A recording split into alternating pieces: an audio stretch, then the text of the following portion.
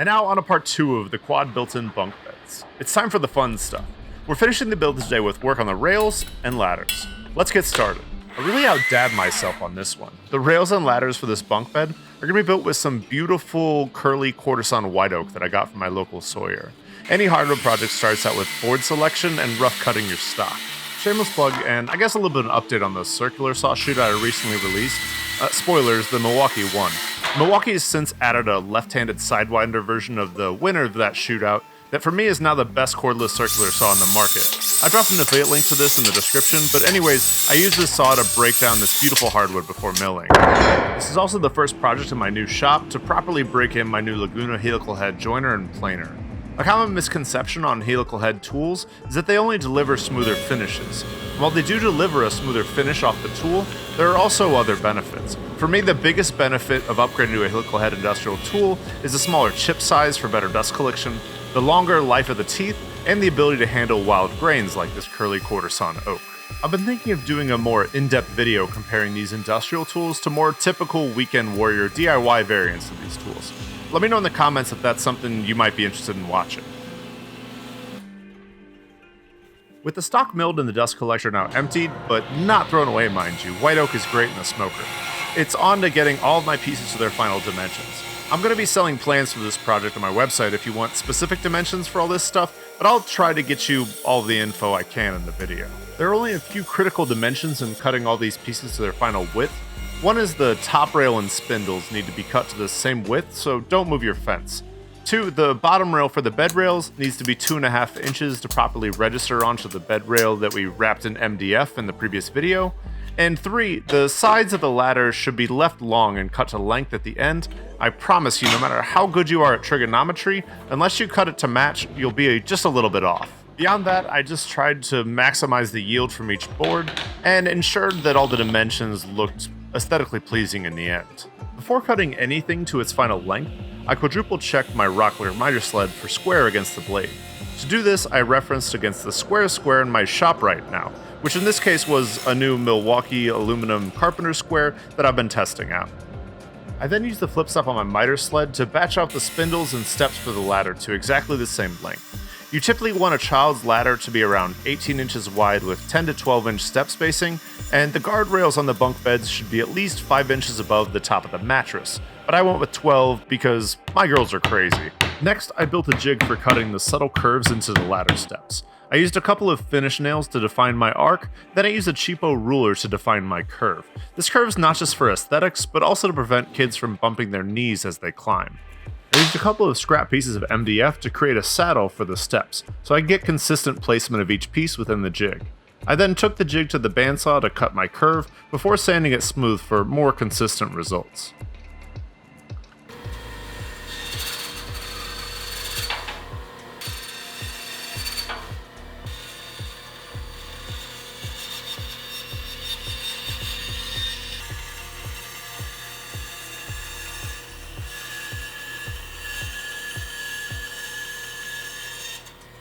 Next, I used the jig to trace the curve onto the steps and remove the bulk of the waste at the bandsaw to get a cleaner finish off the router bit later. If I would have left the waste there, I would have ended up with some gnarly bull noses on each step, and that just wouldn't have looked very professional. This way, it gives me a super smooth finish with barely any sanding needed. With all the excess material removed, I could take it over to my router table using the bottom bearing of my Whiteside Mega Flush Trim bit to follow the pattern and breeze through these curves. I linked to this bit in the description. It's mad expensive, but it's the last flush trim bit you're ever gonna buy.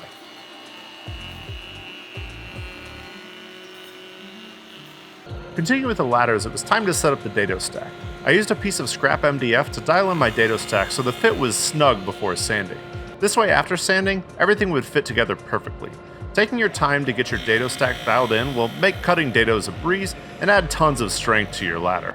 I very carefully laid out one of the ladder sides with the steps evenly spaced. Once you have one side perfectly laid out and cut, you can just use this as a story stick to lay out the opposite side.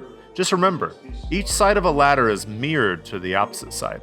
My ladder was going to have a 15-degree angle from the bed, so I cut the dados at 15 degrees so the steps would be level to the ground and a little bit easier to climb. Cutting the dados for the steps is by far the most intimidating and precise part of this build, so take your time and double check yourself.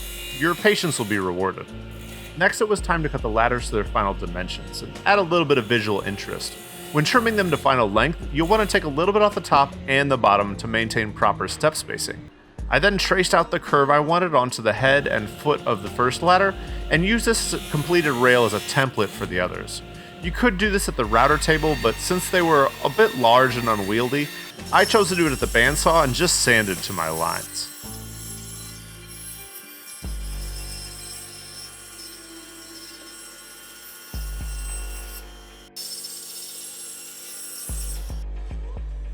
After cutting the first rail, I flipped it over to mark the opposite rail. And after all the rails were completed, I smoothed out all the flat faces using a block plane and worked on all the curved surfaces at the belt sander. This would have been easier at a spindle sander, but I don't have one of those.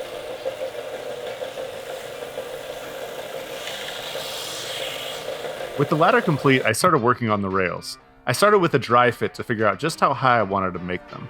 I left myself a couple of inches of material one way or the other to figure it out in real life. I love designing in SketchUp, but some design decisions require you to see the pieces in full scale. I settled on 18-inch rails, which gave me 12 inches of rail above the mattress. The spindles appear to have some somewhat elaborate curves and joinery, but they're really quite simple. I started by cutting out the notch that would sit on top of the bottom rail.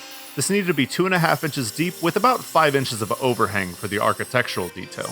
These are mostly cosmetic, but they're functional in countering any pressure at the top of the rails. After cutting the first spindle, again I used it as a template to trace onto the rest of the spindles. In retrospect, this would have been a good place for another jig, but I was having too much fun at the new bandsaw, so I guess I've got some sanding ahead of me. In my initial design, I was going to use through mortise and tenons to connect everything, but for whatever reason I decided to go with screws and square plugs.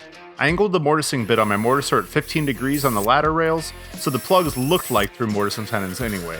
I then drilled pilot holes from the inside of the dados to align the mortises perfectly with the center of each board. From there, I simply plunged the mortiser into each pilot hole, ensuring my depth stop was set such that the chisel wouldn't blow out the dado on the other side. If you didn't have a mortiser, you could quite easily do this with a properly sized corner chisel and a little more markup. With a corner chisel, you would probably even be able to skip the step of cleaning out the mortises. You could also do round pegs, but I was going for almost a Morris chair craftsman motif with these bunk beds. With all the detail work done, it was time for all these pieces to receive a smooth round over. They're going to kids' bed after all. If I were building these with only my own aesthetic in mind, I would have probably just broken the corners with a chamfer bit. In this design though, form has to follow function. If I were making this project for a customer, I may have left out some of these butcher's cuts, but there was just too much tasty grain in this curly Quartersawn white oak to leave it out altogether. It took a little extra prep work with some Starbond Black CA glue and their quickset aerosol accelerator to fill any of the cracks and voids. I left an affiliate link to these and some of my other favorite Starbond products in the description. They aren't a sponsor, but they really did make this project a lot easier. And now with all the details on this project, I also wanted to make sure to get all the surfaces sanded before I glued everything together. I batched out the last couple sets of roundovers on the spindles and the ladder steps and knocked out all the small parts sanding, and it was finally time for the glue up. At this point, I've been a woodworking YouTuber for almost 3 years, well 3 years this month even, and I still haven't mastered the sexy glue up. Chris Alimony, are you listening? Have you ever thought about opening up a school?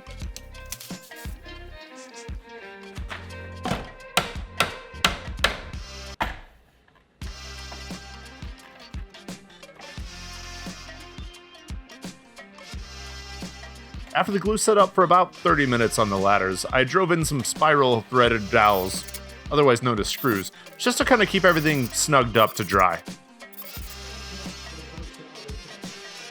Next it was on to assembling the bunk bed rails. Here, rather than doing some awkward dance with clamps, I simply used CA glue again to stick everything in place.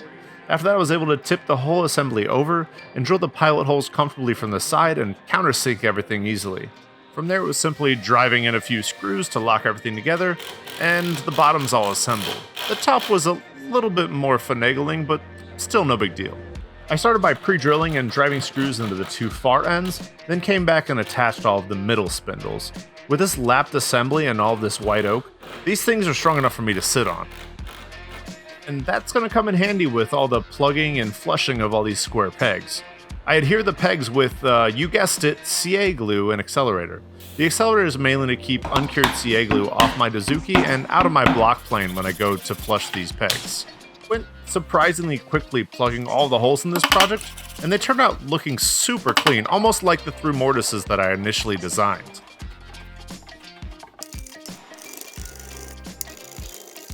I wanted to keep this project looking super clean and natural, so I went with a water-based poly. But I also wanted it to be safe for the kids and not off-gas too bad.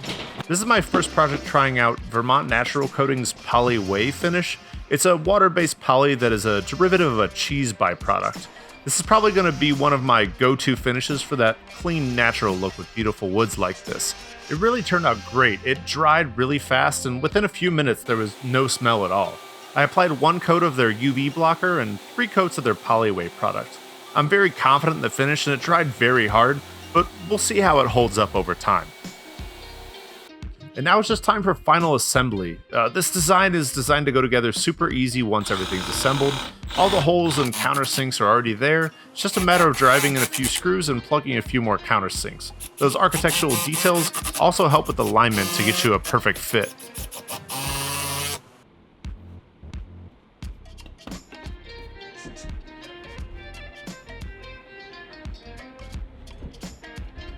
The ladders aren't much more complicated. They're just centered on the openings to the side of the bunk bed rails. You want to check the stairs are level and the rails are vertical.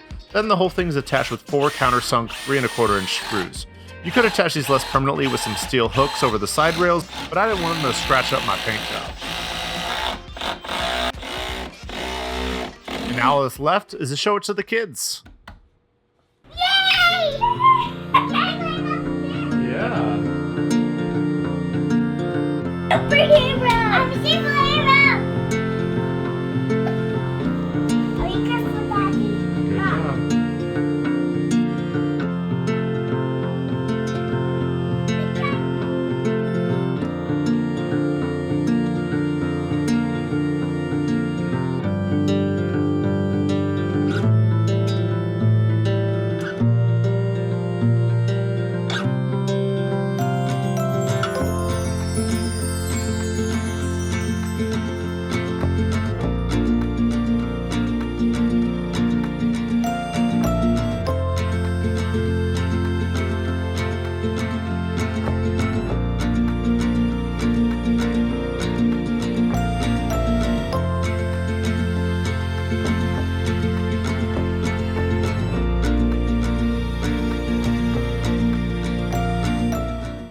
So, is anyone still with me after that montage?